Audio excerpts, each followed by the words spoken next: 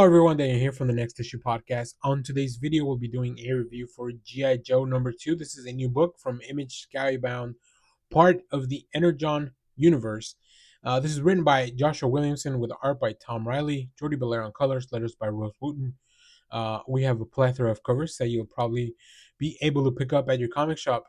In this book, Cobra Commander unveils the next phase of his plan. Meet the Valkyries, the newest Cobra Special Operatives unit. As they race to retrieve the new mysterious weapon, will Duke suffer his first failure as leader of the G.I. Joes? Uh, man, I mean, if you remember what happened at at the end of the last issue to Rock and Roll, that was pretty gnarly. So like, we can only hope that this is rock bottom for the Joes. But this book and Joshua Williamson proves to you very quickly that it is not. Things are just not going very well for the team. I think that this conflict, I really like how overpowered and like outnumbered and outmaneuvered the Joes are.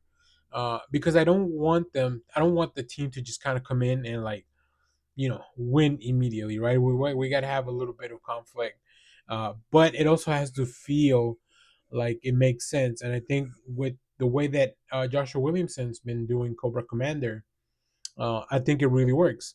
Like you could really like everything really fits into that plan.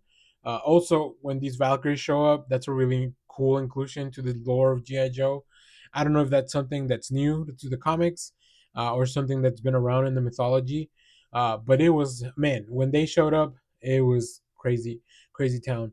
Tom Reilly, I love the way that not only the characters are designed, but the expressions, the action, specifically when we seeing those energon weapons being discharged all over the place, the big explosions. Yeah, Tom Riley's really, really good at that.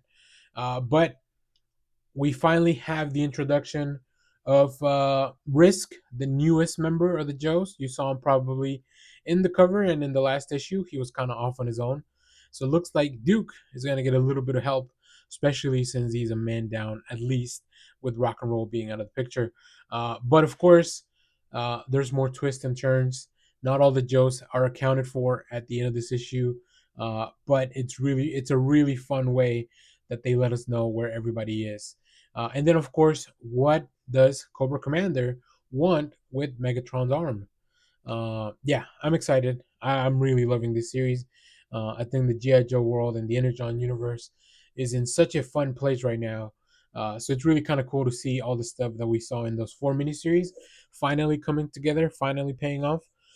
And with this team, just I'm very excited to see what they bring in the future. So if you're reading G.I. Joe, let me know what you thought about this issue down in the comments. Let me know which is your favorite character so far.